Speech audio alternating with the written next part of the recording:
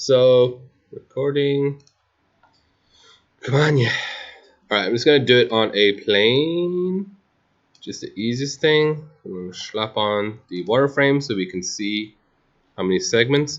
So cloth will do a cloth simulation, but obviously, as always, segments are needed to bend. So the more accurate simulation, if I want something draping over something, obviously the more segments I need to have.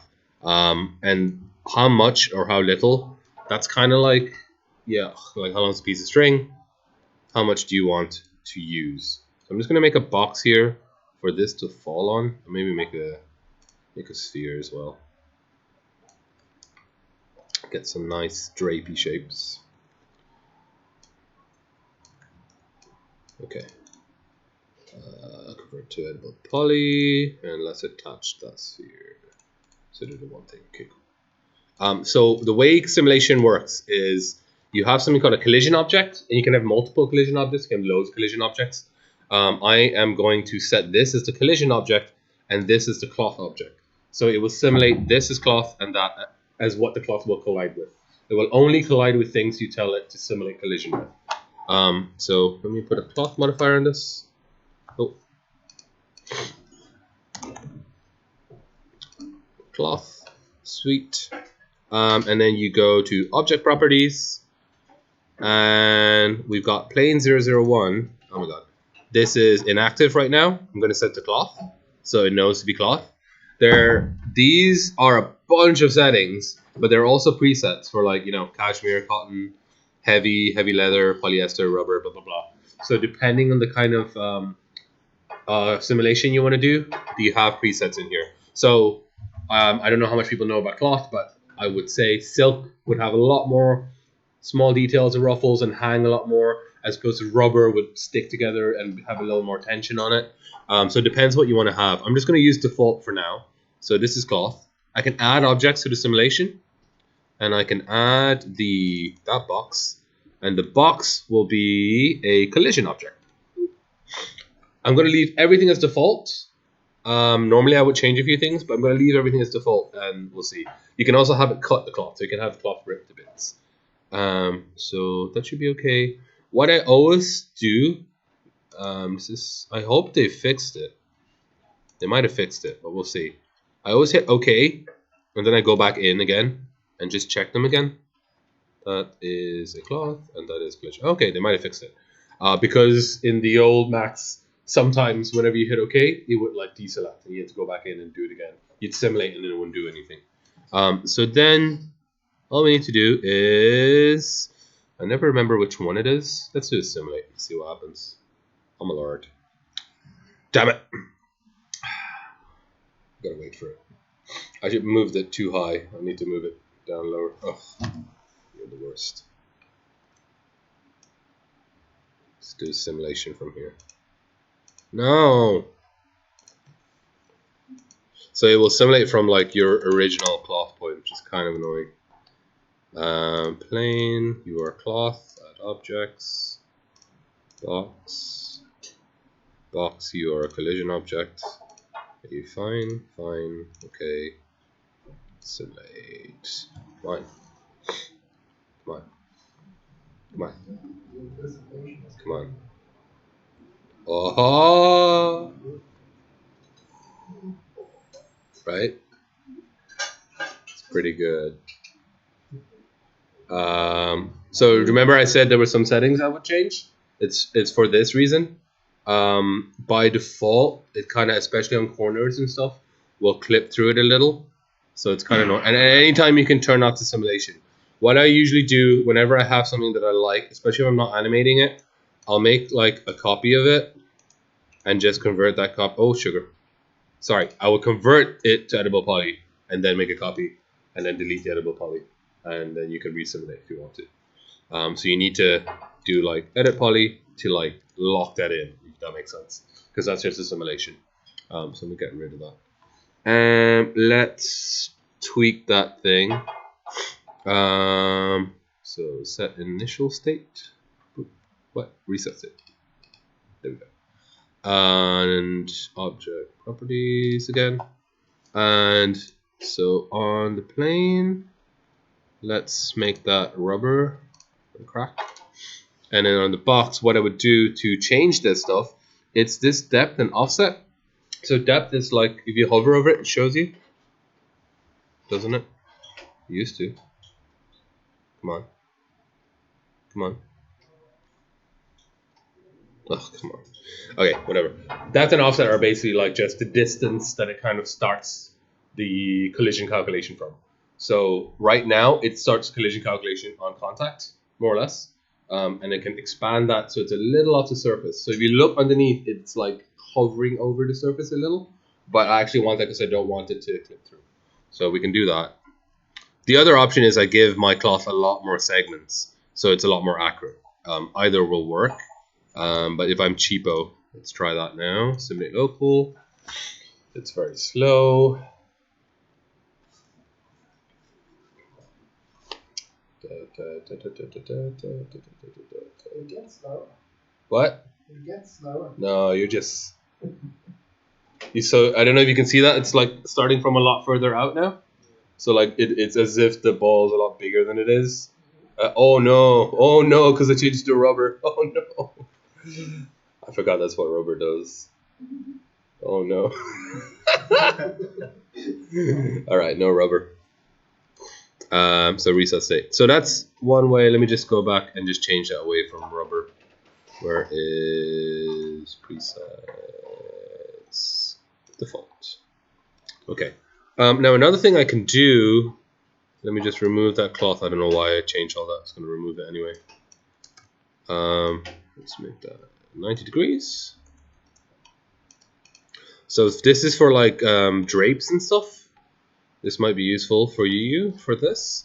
I'm going to make two little boxes here. Yeah, I'll make two. And these boxes will be kind of like control points. Okay, I'm not using them for anything except as they're called nodes. Come on. So they'll be little control points for the cloth. So let's try that.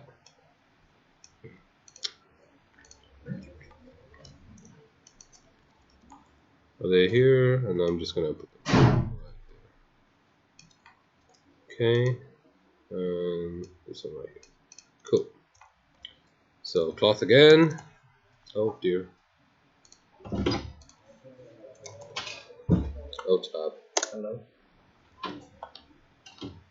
Half 9.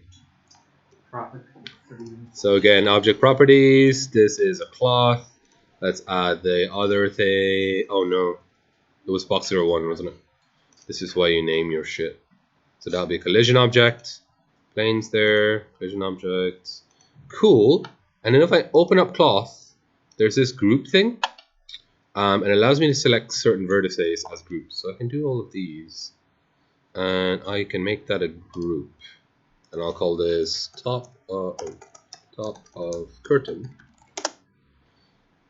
And I can assign that group a node.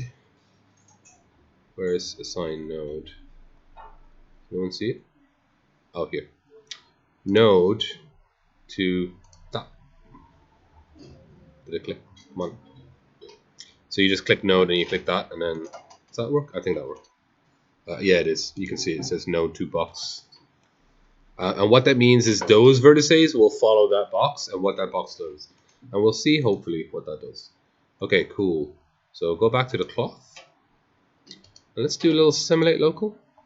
You can see it hanging down, right? So it's simulating, oh dear. What? Why? I thought I changed it away from rubber. That's so annoying. But you can see it's hanging from that one, right? And what is good about this is if I grab this, let's grab this one and squish, because it was affecting those points that I set. And the same with this, I can squish this, and now I'm getting a curtain, a really freaking bouncy curtain. And I should be able to move these here, and they should collide with a, yeah, they do. And so now I kind of get, like, it's pretty good, especially for how low poly relatively it is.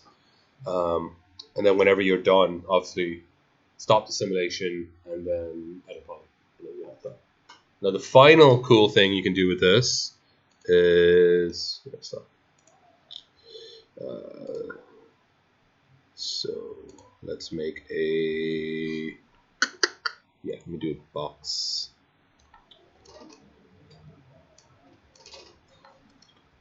And edit poly. And we'll do a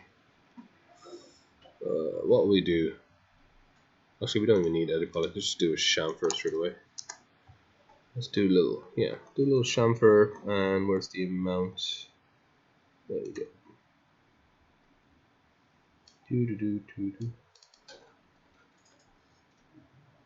Okay, so I've got a little chamfered box here. Let's bring that over here. And let's bring that over here.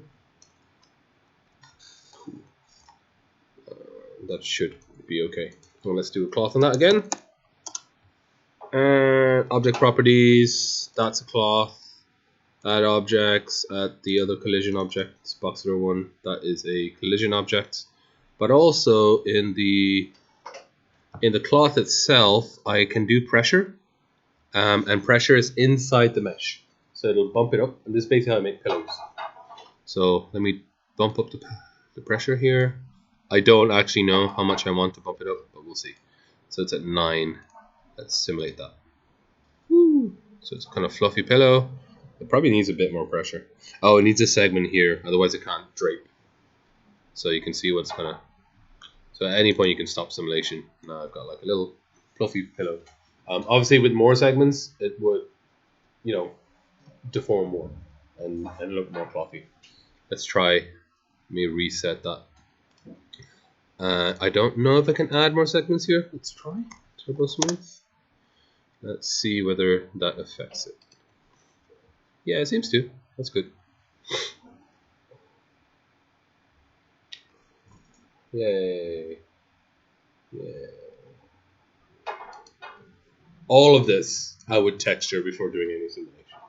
It's a lot easier. So you'll, in the case of the curtain, for example, it's literally just texturing an entire plane. So it's just one texture. So it's super easy. And then you deform it. So then you don't need to worry. And that way it'll also deform like how a curtain does in real life, which is a giant plane that is deformed. Any questions on any of that stuff? We good? Anything else anyone wants to see or need to know for their projects? It actually looks quite fluffy. So the cloth one is really cool, and I suppose would be really good for your final assignment. LG? Spicy. Okay, let's turn that off, and I will go to. We don't need to